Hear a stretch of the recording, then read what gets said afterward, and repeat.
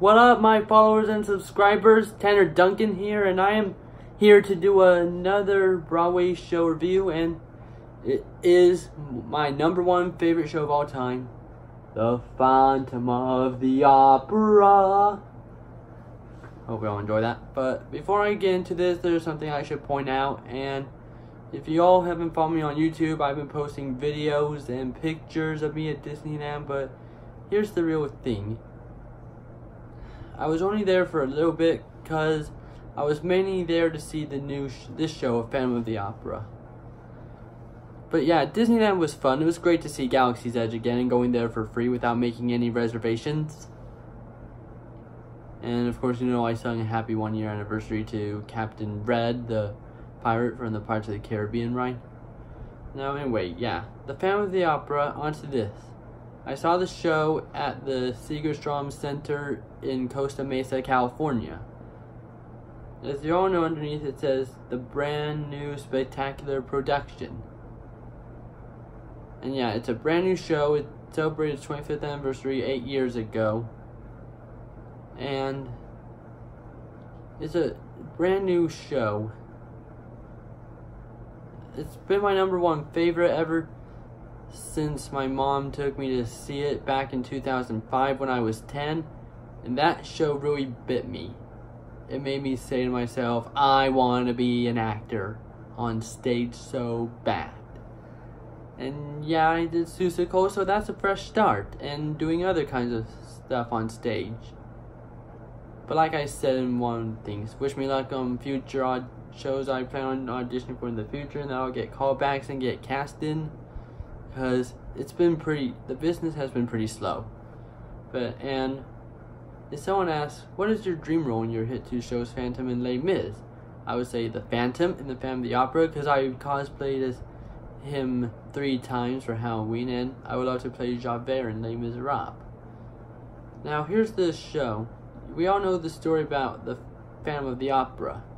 The birth of the story of the Phantom of the Opera was Gaston Leroux, who wrote the novel.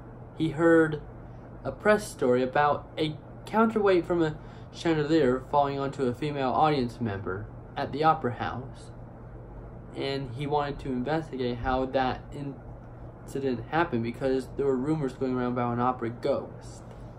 Who knows, maybe he was real, maybe there wasn't. And I'm going to say this was a brand new production. It's way different from the original. Now, I have seen the original 4 times, and I've seen the new show twice. I saw the new show 5 years ago in Appleton, Wisconsin, before I left on my mission, and that's where I bought this shirt. I wore this at the show tonight, in case if you were wondering. It's pretty nice, huh? Here I am. And here's the difference that I'm going to point out. If you've seen the original, then you'll know what I'm talking about. If you haven't seen the original, then there's something wrong with you. That means I guess you're not into theater. Excuse me.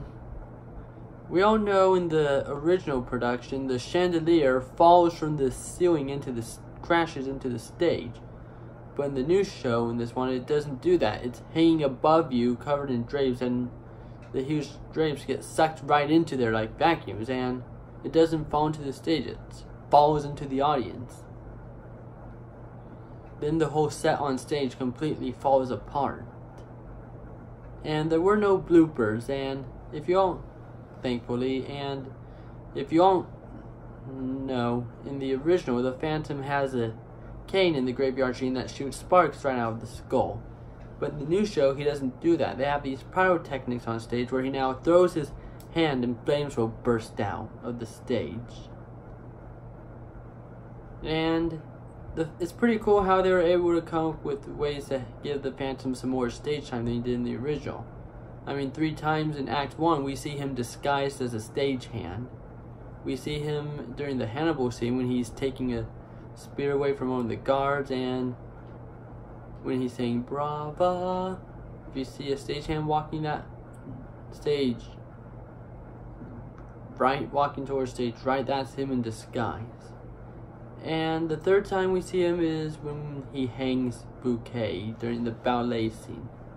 And the hanging a bouquet was pretty climactic. I mean, in the original they used a dummy and they would drop it and have him fall from the catwalk. But in the new show they don't have a dummy. You can actually see that happening. The actor gets, they hang an actual man. But not for real. The actor gets pulled up into the air from the stage. But it's a simple stage trick that it's probably a harness in there. Safety harness. And instead of him disappearing in a chair, he puts on a cloak, turns upstage towards the front of the bed, and Meg pulls the robe off of him, then he's gone. And the cool thing was, they didn't have the balcony for the Phantom when he's threatening Carlotta during the performance of Il Muto.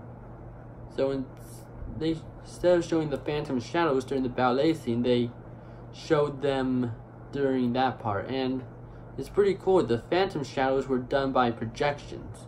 You're asking, how can you tell they were projections to those who haven't seen it? Because they looked like cartoon shadows, duh. They didn't look real. But I thought it was cool, and here are my dislikes on the show, about this new show. 1, the Phantom's organ doesn't look that good. It looks like an electric keyboard. Though it's an organ, but it looks like an electric keyboard, yeah. 2, he doesn't have a dummy in a bride dress. It's like he does in the original and in the movie. But I figured it probably wouldn't be there because it happened in the 25th anniversary concert with Ramin Karimloo and Sierra Boggess. And